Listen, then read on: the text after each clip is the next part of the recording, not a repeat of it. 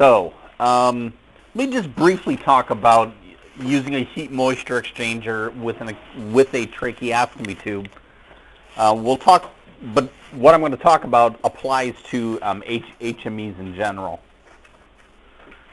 So this is an example of a humidification system that we can apply directly to to a tracheostomy tube, and it's called the thermovent.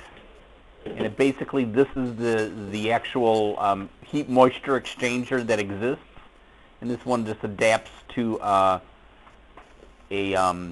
housing that you can apply a flow of oxygen to. I don't care that you know what FiO2 is attained with what. All I want you to know is that you can add oxygen to it. Okay. So somebody who has a tracheostomy tube here, this is what the thermovent looks like, and they're attaching the oxygen for a spontaneously breathing tracheotomized patient. Is that a word even? It is now, that's right. Why are you going so slow? So we use these, and they're placed right at the artificial airway, so they're between our ventilator circuit or our other circuit and the patient.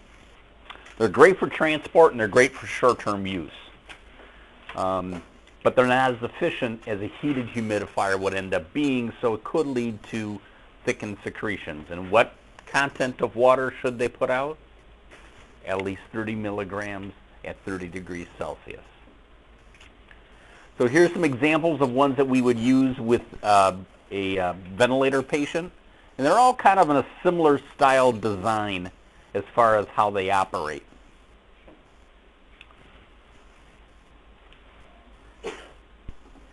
And I'm waiting for the slide to advance, and it's kind of hung up here.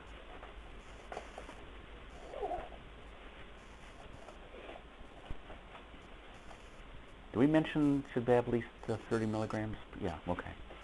So if we wanted to go ahead, we could calculate out what the body humidity and the humidity deficit like we did previously.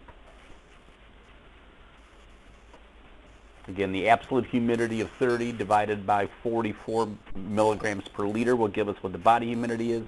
And then we can also then figure out, based upon that, what the humidity deficit would end up being as far as how much the body has to provide. So 68% is what the percent of body humidity, so that other 32%, or 14 milligrams per liter, has to be added by the pulmonary system. So it's not a perfect humidifier, but it's convenient because it's small and cheap. Oh, come on.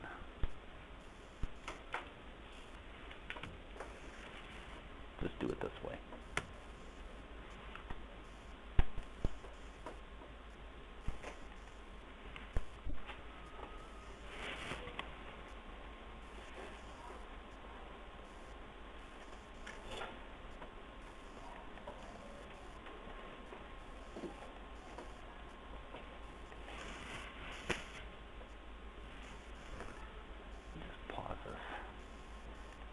Figure out.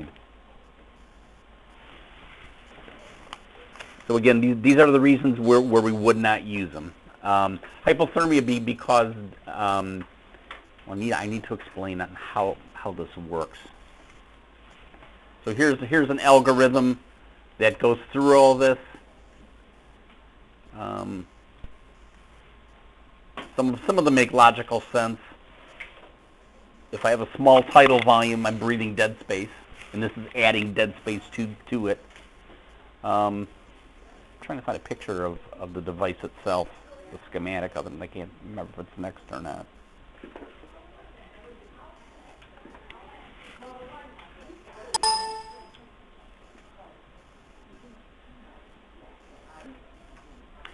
So the way these things are designed, they're a canister that has a material on the inside. Think of it as a sponge.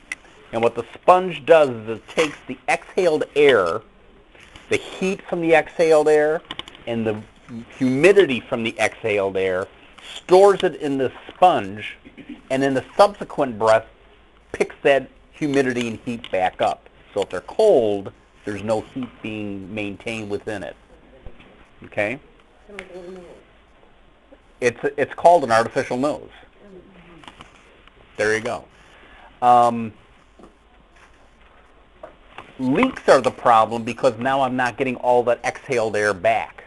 So all the humidity and heat isn't there appreciably of how much needs to be there to deliver on a subsequent breath. So for the first breath, it's a dry, but in every breath after that, whatever's exhaled, the heat and the humidity is stored and delivered on a subsequent breath. So you got to be careful when you disconnect, because again, there's humidity in there, and it'll spray, which potentially could be an aerosolization of contaminated secretions. There are complications associated with the poor humidity, as we kind of talked about before. All the problems with not having adequate humidification. It is you are adding dead space to the circuit, so somebody's got extremely small tidal volumes will end up having an increase in wasted ventilation. Can also have, especially over time, that moisture, that sponge, can actually add extra resistance to the ventilator circuit. So a spontaneously breathing patient may have a hard time.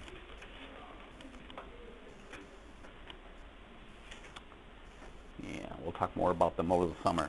There is a special type of HME that not only does what I've mentioned before, but it also has some extra humidity that is added into the circuit and a small heating element.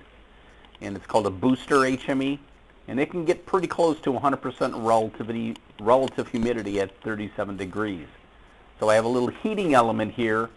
I have a IV line that's got sterile water that's dripped onto the heating element. So not only is the patient, as they exhale, so here's the endotracheal tube, when they exhale back, it picks up humidity not only from their air, but also from this, whatever's heated here, and then in a subsequent breath, it's delivered back to the patient, and it just boosts the amount of humidity that a traditional HME can accomplish. I'm going to bore you with the video. But heat moisture exchangers are one of the common ways that we deliver humidity during mechanical ventilation. Okay. A second way, the other way, is using a heated water bath, which can either be a passover or a wick style in design. So what we're doing is we're just literally passing gas over the surface of the water that's heated. And as that gas passes by, it picks up humidity. Okay. Again, they're only effective when they're heated, which all of these are. And the wick kind of is in a similar fashion. It's a piece of paper that wicks up the water, and as gas passes by, it humidifies it at that point in time. They can deliver 100% relative humidity, but again, only if they're heated. The most common one that we have, and the one we had on our high flow system, was what is known as a Fisher-Paykel system, but they can have heated wires in the circuitry also. So again, just a passover. In this case, we were using it for our just high humidity delivery, run a flow of gas through our heated humidifier and off to the patient. And we saw that with our hoods. And we can see it on a patient who's mechanically ventilated. Here I have a continuous feed, so it's as the humidity is depleted, it just goes ahead and adds some more water to the water bath itself. I don't really care that you know how to set them up. We'll deal with that over the summer. Here's an example of the wick, and you can see the there's a small, you can't really tell really well, but there's this yellow line here. To move that. But basically, that's a piece of paper, basically, that draws up the water, and as the gas passes through, there's some heaters there that are heating this wick, and it goes ahead and adds a tremendous amount of humidity to the circuitry. So heated wires, we talked about, that if I heat the inspiratory limb, there's not the possibility of condensate raining out. So I'm keeping it at a constant temperature, and I can even heat the expiratory limb so I don't have anything as it comes back to the ventilator. You can also have them in an incubator. Key part here is that the temperature probe needs to be kept outside of the incubator, because if you put it inside, it's going to get fooled that is the ambient temperature when in reality it's not. We also see things like vaporizers or steamers. You may have one in your home. You probably have one. I'm going to make a rough guess here that you have one on your furnace, because otherwise you'll be shocking yourself all winter from the static electricity. But they're basically something where you're allowing some water to be picked up and provided to the gas. We used to use these vaporizers in the hospitals. They're no longer used simply because they're a huge infection control risk. But you can end up seeing, go to Rite Aid or Walmart and pick up a humidifier or vaporizer in the process. So you may see them in the home. Again, remember, this is molecular water, so there's low infection risk. We talked about changing the bubble humidifiers as needed, or at least every week. HMEs we change daily, and any of the heated water baths we're going to change according to protocol. Typically, they're not changed out until the patient is discontinued from mechanical ventilation. It's been found that the more we break that system, the more we open the system up, the bigger the risk of ventilator-associated pneumonia becomes. So we actually, in the old days, we used to change ventilator circuitry, the plastic tubing, daily. And then we went every other day. And then we went weekly. And now we go when it's soiled or the patient is discontinued. And actually the infection control risk has been reduced tremendously by not changing that frequently. So again, that's this water vapor on this end. Very small particles, can't carry anything as far as infectious agents. Not so much with aerosols. Aerosols, remember, are any kind of solid or liquid suspended in a gas. I think Lori probably talked about that. Even something as simple as a fog or dust suspended in the air are considered aerosols. They're much larger particles. Because of that, they're more prone to carry microorganisms. A couple different aerosol type therapies that we'll utilize. We can either do medication delivery, and I think we've talked, or Lori's talked a little bit about using a small volume nebulizer, using a meter dose inhaler with a spacer, using a dry powder inhaler. Those are all one example. We can also, though, just do bland aerosol delivery.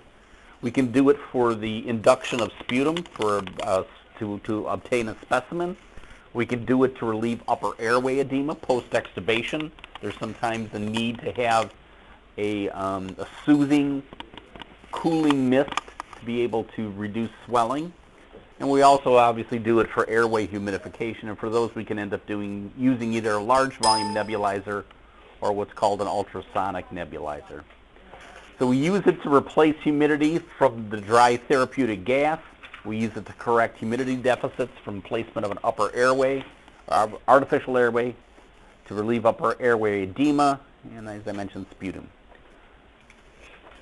We know that gas from any kind of wall outlet, or in our case, our humidifiers here, is dry, so we want to go ahead and replace that humidity. We talked about humidity deficits from upper airways. The upper airway edema, we talked about post-extubation, but we also have it when we're dealing with something like laryngotracheal bronchitis or croup, or any subglottic edema that we may encounter. It just acts as a soothing agent. Oh. It's called humectant. Now it'll just the cool, moist air will. You sprain your ankle and you put a cold pack on it to reduce the swelling. Same idea. Sputum induction we can do in multiple different ways as far as what we're going to nebulize to go ahead and induce a cough and induce sputum. Typically, we don't use sterile water or normal saline, but in theory they could be. We typically use hypertonic saline, and if you remember back last semester when Lori talked about tonicity, that a hypertonic solution will pull the water out of the cell and into the airway, and that's the whole idea, is that I can go ahead and, if there's mucus there, I can make more of it or thin it out. The downside to it is that it's very irritating. A hypertonic solution will induce coughing and could actually induce bronchospasm. And because I'm producing more secretions, if the patient doesn't have an effective cough, I can actually make it so that you're, in essence, drowning them. So it's not a benign procedure is the bottom line.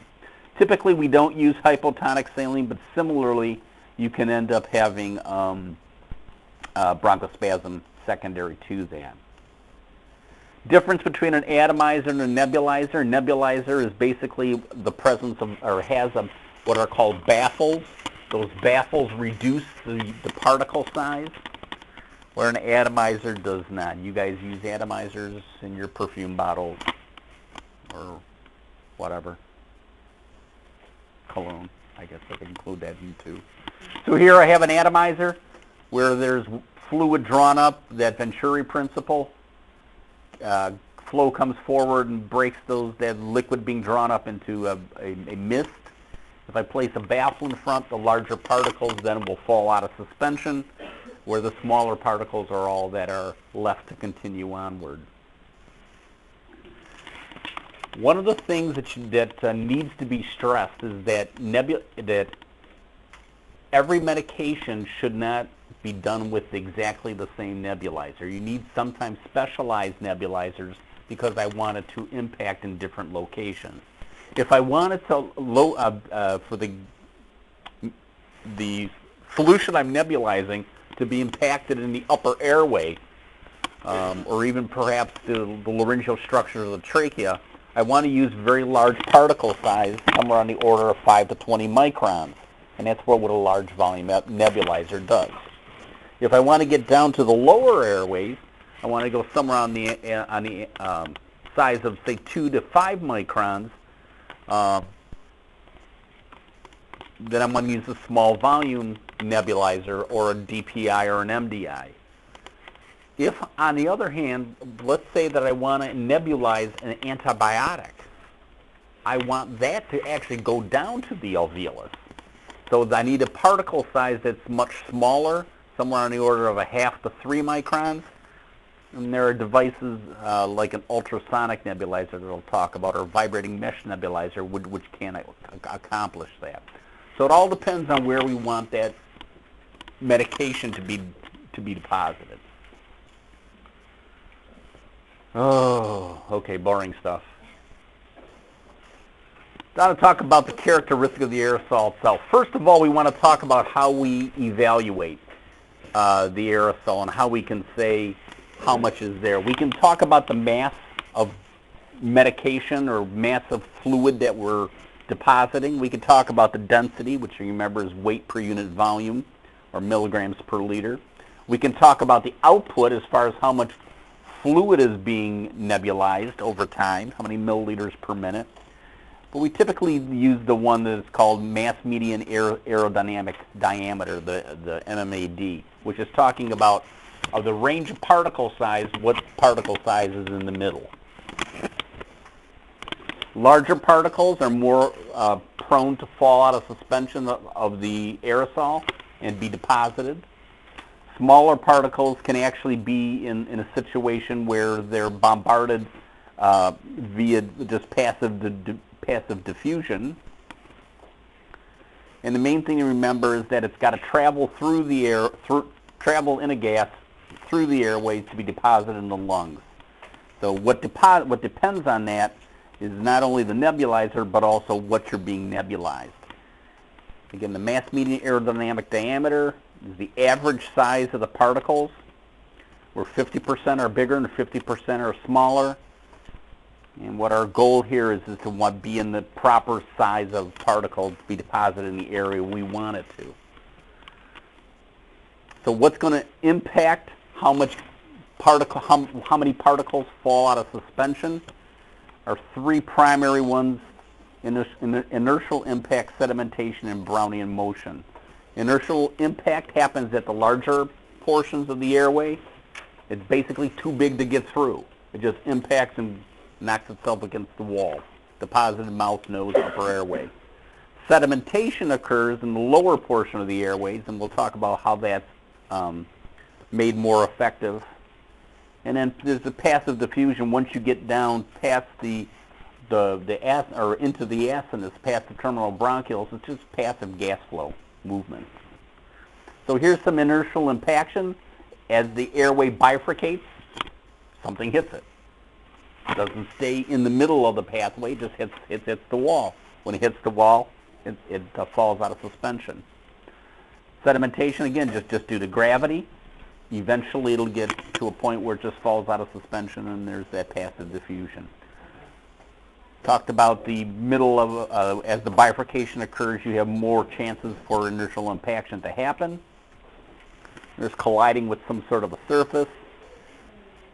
Why they do this is basically their mass becomes large enough that they can't make the turn. Sedimentation is the influence of gravity, as I mentioned. And again, this is the kind of the smaller particles. What impacts this the most is breath holding. So for any type of aerosolized medication that we deliver, what do? We tell the patient to go ahead and take a breath in, hold your breath, and then exhale it back out. That holding of the breath allows for that to fall out of suspension. Makes logical sense. So that's why we typically tell the patient to take a breath in and hold it. Then lastly, there's that passive movement that happens in the very end of the process, and just the aerosol particles colliding with themselves causes that gas to, or causes the medication to fall out of suspension.